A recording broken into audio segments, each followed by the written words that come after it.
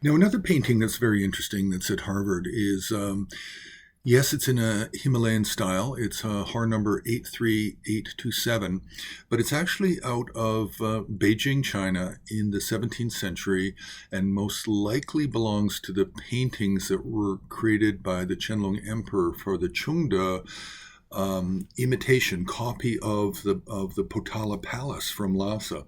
A copy was made just north, a few hours north by car, north, just north into the mountains, and a copy of the Potala was made, not the full size. It's I believe it's smaller, but a lot of art was created to decorate it. And the painting we're looking at here, we know it's from a set. It's Avalokiteshvara. And we know it's from a set because we have one other that was, I believe it was offered by Rossi and Rossi Art Gallery out of Hong Kong about 8-9 years ago, and it's a Vajrapani, but it's exactly the same style and the same size. So we know it belongs to the same set. But this one is very lovely. It's following a Lhasa style. It's following what we would call the new Menri. And how do we know that? How can we say that? Well, it's because of the opulence of it. It's because of the excessive amount and the abundant amount of flowers surrounding the halo of Avalokiteshvara. And then outside of the halo and the flowers, then we have clouds filling the top of the composition. And these clouds are white, pink, or gray, green, and then they're bordered by a scalloped edge to it.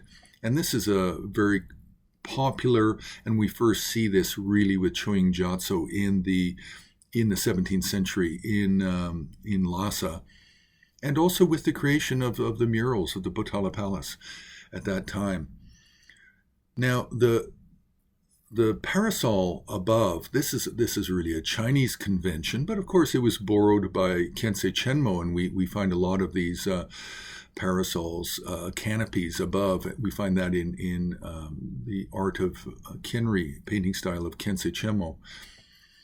But we also have a red sun and a white moon. Now, this is not typical of Tibetan art. This is Chinese art, and the Mongolians can use this as well.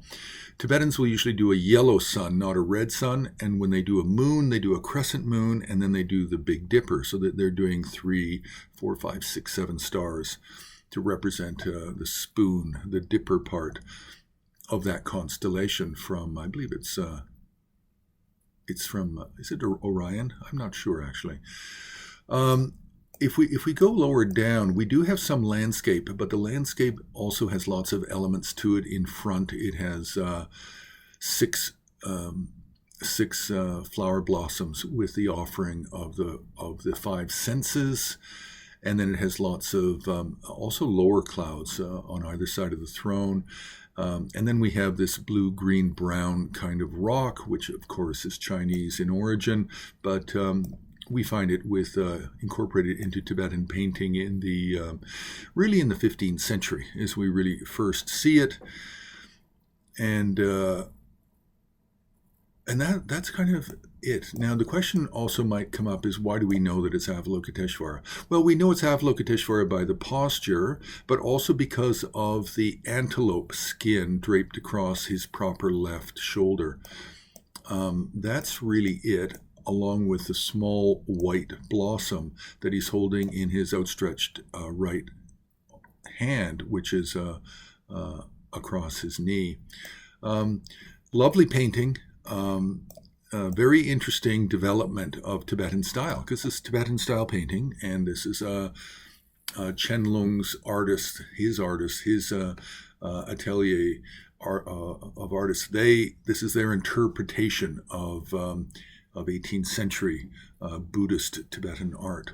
So we'll leave it there. You can press like, you can subscribe, you can join HAR on Patreon for more content and more longer videos and more updated information about exhibitions and publications and whatnot, and recent discoveries in the field. And you can also make a donation on the homepage of Himalayan Art Resources.